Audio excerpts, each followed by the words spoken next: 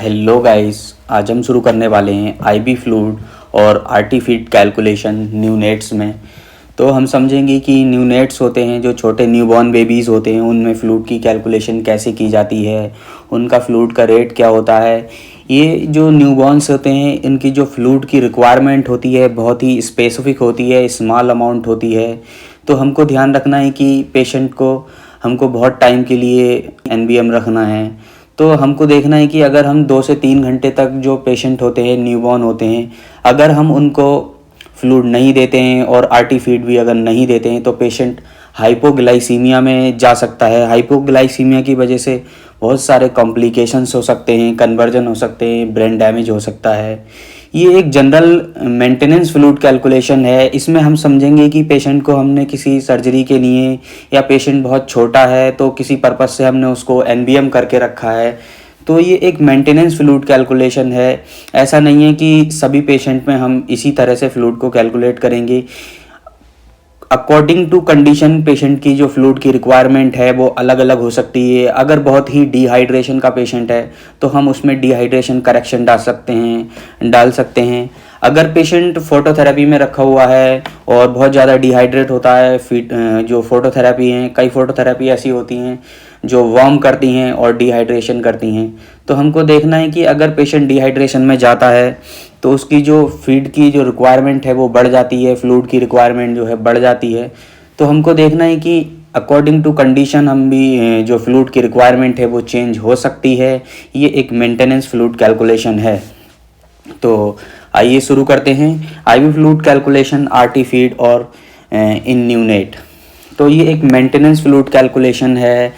Patient को अगर हम बहुत टाइम के लिए 3 से 4 घंटे के लिए अगर पेशेंट को फीड नहीं देते हैं और आईवी फ्लूइड भी नहीं लगाते हैं तो पेशेंट को हाइपोग्लाइसीमिया कॉज हो सकता है। पेशेंट का हाइपोग्लाइसीमिया कॉज हो सकता है। हाइपोग्लाइसीमिया की वजह से पेशेंट को कन्वर्जन आ सकते हैं, पेशेंट का ब्लड प्रेशर लो हो सकता है, मेंटल रिटार्डेशन हो सकता है, परमानेंट ब्रेन डैमेज हो सकता है पेशेंट का, या फिर ब्लाइंडनेस पेशेंट को हो सकती है, आँखों में धुंधलापन हो सकता है पेशेंट को, पेशेंट एपनिया में जा सकता है और यहाँ तक कि पेशेंट की जान भी जा सकती है, डेथ भी हो सकती है। और एक चीज़ हम समझ लेते हैं, जैसे कि हमने समझा जो न्यूबॉर्न होते हैं इनकी जो फ्लूइड की रिक्वायरमेंट होती है बहुत ही स्पेसिफिक होती है। स्पेसिफिक मीन्स है कि बहुत ही कैलकुलेटेड फ्लूइड जो है रिक्वायरमेंट होती है इनकी। तो हमको देखना है कि बहुत ज़्यादा ओवर फ्लूइड भी नहीं करना है पेशेंट को और बहुत ज़्यादा डिहाइड्रेट यानी कम फ्लूइड भी नहीं देना है पेशेंट को। तो ओवर फ्लूइड अगर पेशेंट को हम देते हैं तो पेशेंट को रेस्पिरेटरी डिस्ट्रेस हो सकता है, पेशेंट एनईसी में जा सकता है, नेक्रोटाइजिंग एंटेरोकोलाइटिस कहते हैं जिसे, और ब्रोंकोपल्मोनरी डिस्प्लेजिया बीपीडी में पेशेंट जा सकता है। पेशेंट का पीडीए ओपन हो सकता है, पेटेंट डक्टस आर्टरियोसिस पेशेंट का ओपन हो सकता है। तो हमको ध्यान रखना है कि पेशेंट को जो फ्लूइड देना है बहुत ही कैलकुलेटेड देना है, स्पेसिफिक देना है। ऐसा नहीं है कि बहुत ज़्यादा कहीं कहीं पे ऐसा होता है कि आइडियल फ्लूइड कैलकुलेशन होती है, मतलब पेशेंट को बता दिया कि 5 से लगा दो, 6 से लगा दो। तो ऐसा नहीं करना है, बहुत ही कैलकुलेटेड फ्लूइड कैलकुलेशन होनी चाहिए जिससे कि पेशेंट को कोई कॉम्प्लिकेशंस ना हो, कोई कॉन्ट्राइंडिकेशंस ज़्यादा ना हो। और हम समझते हैं कि जो फर्स्ट के 2 डेज़ होते हैं पेशेंट के वो प्री डायूरेटिक फेज होते हैं। प्री डायूरेटिक फेज में हमको पेशेंट को इलेक्ट्रोलाइट की रिक्वायरमेंट नहीं होती है, क्योंकि जो पेशेंट की किडनी होती है न्यूबॉर्न की वो इलेक्ट्रोलाइट को मेंटेन नहीं करती हैं फर्स्ट 2 डेज़। तो हमको फर्स्ट 2 डेज़ हमको ओनली ग्लूकोज ही देना है पेशेंट को। ऐसा नहीं है कि हमने शुरू से ही इलेक्ट्रोलाइट लगा दिए। तो इलेक्ट्रोलाइट वाला फ्लूइड हमको अवॉइड करना है फर्स्ट 2 डेज़ के लिए। तो first 2 days of life no electrolyte requirement, only glucose की रिक्वायरमेंट है। ग्लूकोज की रिक्वायरमेंट भी अकॉर्डिंग टू कंडीशन हम जो लेस देन 1 kg के पेशेंट हैं उनमें हम 5% डेक्सट्रोज का यूज़ करते हैं, और जो मोर देन 1 kg पेशेंट हैं उनमें हम 10% का जो डेक्सट्रोज यूज़ करते हैं। परंतु अकॉर्डिंग टू कंडीशन हम चेंज कर सकते हैं, जिसकी अगर पेशेंट की लेस देन 1 kg का पेशेंट है, अगर उसकी शुगर मेंटेन नहीं होती है, ग्लूकोज लेवल बहुत डाउन जा रहा है, तो हम उसको 10% फ्लूइड भी लगा सकते हैं according to condition. Dextrose requirement according to condition हम देख सकते हैं कि हमको 10% लगाना है या 5% लगाना है। Fluid calculation in neonate depend on, patient की जो फ्लूइड की रिक्वायरमेंट है वो किस चीज़ पर डिपेंड करती है, उसके बर्थ के वेट पर डिपेंड करती है और डे ऑफ लाइफ पे, कितने दिन का पेशेंट है और उसका वेट कितना है।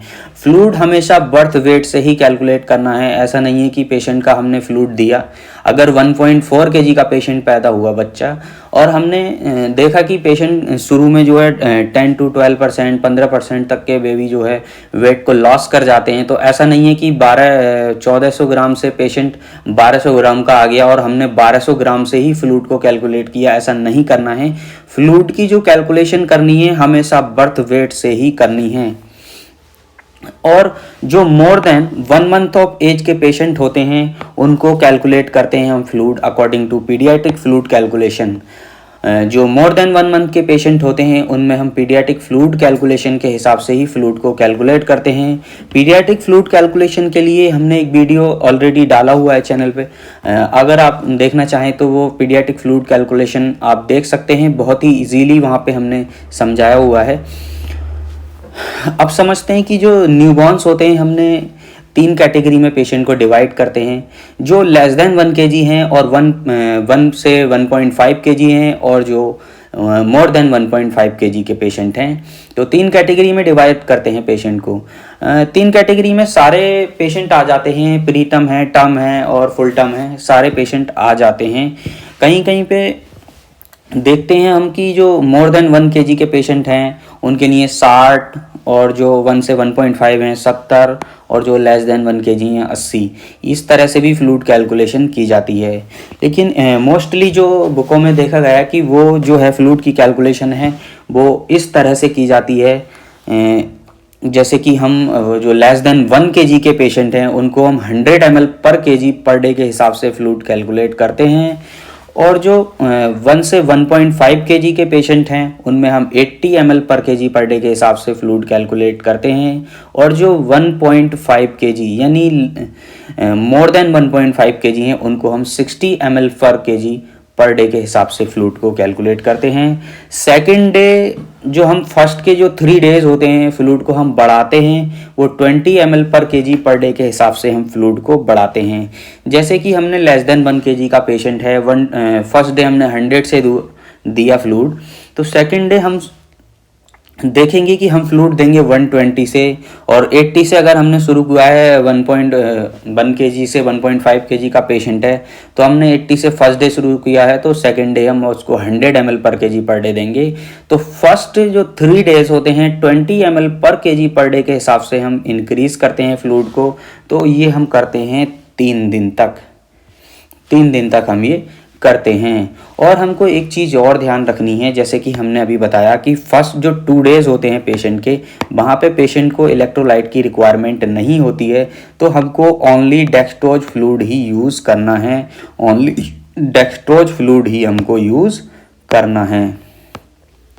अब समझ लेते हैं कि 4th डे और 5 डे, जैसे 3 दिन के बाद अगर 3 दिन का पेशेंट हो जाता है, चौथे दिन हमको जो फ्लूइड की रिक्वायरमेंट है वो हमको चेंज करनी है और हमको देखना है कि जो थर्ड डे में हमको क्या करना है।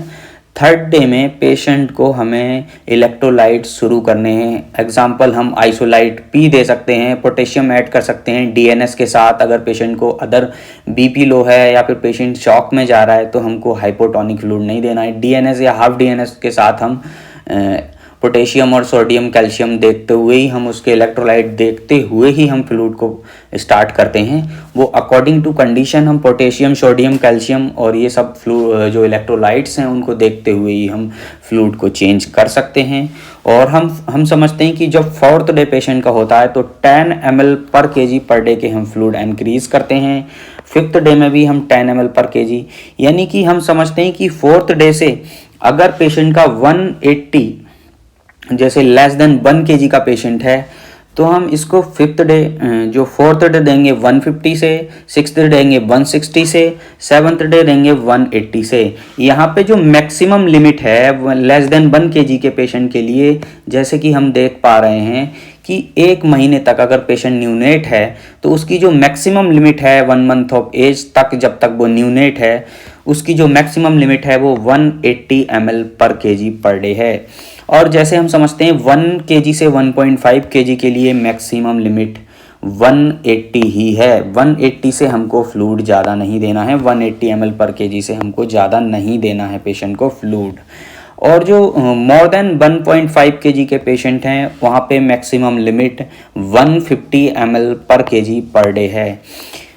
और हम समझते हैं कि यहाँ पे पेशेंट को इलेक्ट्रोलाइट हमको यूज़ करने हैं। एग्जांपल के लिए हम आइसोलाइट भी देख सकते हैं। मैक्सिमम लिमिट है यहाँ पे 150 ml पर केजी पर डे है। तो आई होप आप समझ चुके हैं।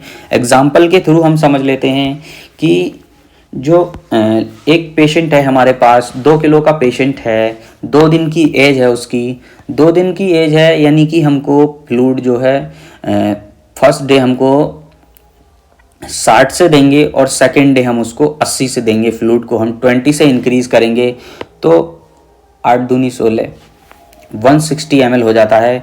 160 ml को हम एक दिन की रिक्वायरमेंट है, ये 1 डे की रिक्वायरमेंट है फ्लूइड की, तो हम 24 से डिवाइड करेंगे। 24 से अगर हम डिवाइड करते हैं तो 6.667 ml आ जाता है। इन्फ्यूजन से हम सिंपली इसको 6.6 ml लगा सकते हैं। अगर पेशेंट के हमारे पास इन्फ्यूजन नहीं है तो हम माइक्रो ड्रिप सेट से लगा सकते हैं।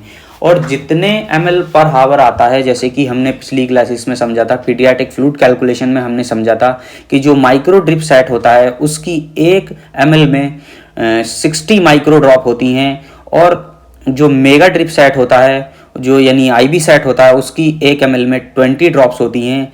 तो जितने ml पर हावर आता है, जितने ml पर हावर आएगा उतने माइक्रो ड्रॉप पर मिनट हमको आईवी ड्रिप सेट से यानी माइक्रो ड्रिप सेट से हमको देनी है। तो ये 6 ml पर हावर आता है। अगर माइक्रो ड्रिप सेट से लगाते हैं तो हम 6.6 ml यानी 6 से 7 बूंदे हमको पर मिनट हमको पेशेंट को देनी है। सेकंड एग्जांपल में समझ लेते हैं कि 1 से 1.5 केजी के बीच का पेशेंट है, यानी 1400 ग्राम का पेशेंट है, 2 दिन का पेशेंट है। फर्स्ट डे हमने 80 से दिया, हमको सेकंड डे 100 से देना है। 140 ml हो जाता है। 140 ml पर डे की रिक्वायरमेंट होती है, तो हम 24 से डिवाइड करेंगे। 24 से डिवाइड करने के बाद ये 5.83 ml आ जाता है। 5.83 ml पर हावर हम सिंपली इन्फ्यूजन से लगा सकते हैं। अगर हमारे पास इन्फ्यूजन पंप नहीं है तो हम माइक्रो ड्रिप सेट से लगा सकते हैं। हमको 5 से 6 माइक्रो ड्रॉप पर मिनट हमको पेशेंट को देनी है इसमें। अगर हम समझ लेते हैं एक और एग्जाम्पल हम समझ लेते हैं। एक और एग्जाम्पल में हम समझते हैं कि एक पेशेंट है 900 ग्राम का, 0.9 केजी का पेशेंट है, 2 दिन का पेशेंट है। ये भी हम समझ लेते हैं कि तो 12 108 यानी 108 ml हमको फ्लूइड देना है। 108 ml हमको पूरे दिन में देना है, 24 आवर में देना है। तो हम 24 से हमको इसको डिवाइड करेंगे। 24 से डिवाइड करने के बाद 4.5 ml आ जाता है पर हावर हमको देना है ये। अगर हमारे पास इन्फ्यूजन नहीं है तो हम इसको 4 से 5 माइक्रो ड्रॉप पर मिनट पे हम जो ड्रिप है उसकी सेट कर सकते हैं।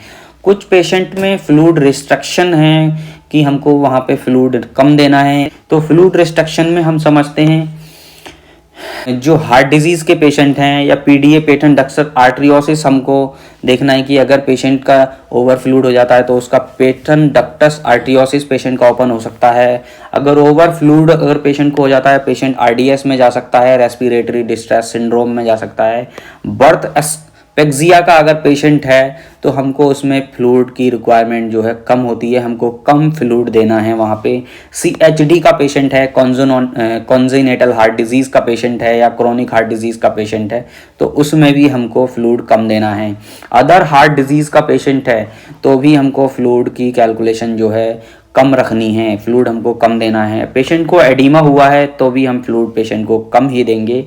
पल्मोनरी एडिमा हुआ है पेशेंट को तब भी हम पेशेंट को फ्लूइड जो है कम देंगे। अगर 100 आ रहा है, 100 ml पर केजी पर डे आ रहा है तो हम उसको 80 ml पर केजी पर डे ही देंगे। ज़्यादा फ्लूइड हमको नहीं देना है पेशेंट को, नहीं तो पेशेंट की जो कॉम्प्लिकेशन है, वो हार्ट डिजीज़ की जो प्रॉब्लम है वो बढ़ सकती है। पल्मोनरी एडिमा हो सकता है, पेरिफेरल एडिमा हो सकता है, तो उस चीज़ का हमको ध्यान रखना है। और एक चीज़ और समझ लेते हैं कि आरटी फीड और IV fluid calculation are same but indication और फ्रीक्वेंसी आर डिफरेंट।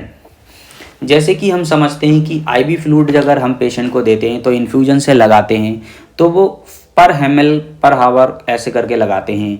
और आईवी सेट से देते हैं तो हम 5 से 6 बूंद, 10 बूंद, 8 बूंद माइक्रो ड्रॉप या मेगा ड्रॉप पर मिनट लगाते हैं। तो फ्रिक्वेंसी डिफरेंट हो सकती है। और एक चीज़ और, कहीं कहीं पे हम आरटी फीड देते हैं, तो आरटी फीड कहीं कहीं पे ऐसा होता है कि 3 हॉर्ली कोई एनआईसीयू में फीडिंग दे रहा है, किसी के एनआईसीयू में 2 हॉर्ली फीडिंग चल रही है। तो अकॉर्डिंग टू उनका यूनिट की पॉलिसी होती है, तो वो अकॉर्डिंग टू अपनी यूनिट की पॉलिसी के अकॉर्डिंग हम चल सकते हैं। तो ऐसा नहीं है कि 2 हॉर्ली गलत है या 3 हॉर्ली गलत है, तो अकॉर्डिंग टू अपनी यूनिट के हिसाब से आप दे सकते हैं। अब हम समझ लेते हैं कि 1.9 kg का पेशेंट है, आरटी फीड कैलकुलेशन अलग नहीं है, ये हम समझ चुके हैं कि जैसा नहीं है कि अगर पेशेंट को हमने 100 ml पर kg पर डे हमने आईवी पे शिफ्ट किया है, आईवी पे रखा हुआ है पेशेंट, और हम आईवी बंद करना चाहते हैं, पेशेंट फीड को टॉलरेट कर रहा है अच्छे से, तो हम उसको आरटी फीड पर रख सकते हैं और आईवी फ्लूइड बंद करके पेशेंट का आईवी फ्लूइड बंद कर सकते हैं और पेशेंट को हम आईवी पे शिफ्ट कर सकते हैं। तो 1.9 kg का पेशेंट है, एज है 2 दिन की, 1.9 इंटू 100 से हमने इसको सेकेंड डे में फ्लूइड दिया, 80 से दिया, और सेकेंड डे हमने दिया इसको 100 से, तो 190 ml हो जाता है। 190 ml को हमको 12 हॉर्ली यानी पेशेंट को 2 हॉर्ली फीडिंग देनी है। अगर पेशेंट को 2 घंटे में, हर 2 घंटे में फीडिंग देनी है, 2 हॉर्ली फीडिंग देनी है, तो हम इसको 12 से डिवाइड करेंगे। ये 15.833 ml आ जाता है। तो 15.8 ml हमको हर 2 घंटे में पेशेंट को आरटी फीड यानी फीड डालना है पेशेंट को। और एक दूसरा एग्जांपल अगर हम समझ लेते हैं कि अगर किसी किसी के एनआईसीयू में, कहीं कहीं की किसी यूनिट में 3 हॉर्ली भी फीडिंग दी जाती है, तो हम उसको 3 हॉर्ली फीडिंग देने के लिए 190 को हम 8 से डिवाइड करेंगे। 8 से डिवाइड करने के बाद हमको 23.75 ml मिल जाता है। तो 23.75 ml हमको पर 3 हॉर्ली पेशेंट को फीडिंग देनी है। तो आई होप आप समझ चुके हैं। अगर नहीं समझ में आती है तो वीडियो को आप दोबारा देख सकते हैं, और प्रॉपर अगर आप नोट करके लिख कर अगर समझते हैं तो आपको समझ में आ जाएगी। Thank you for watching this video.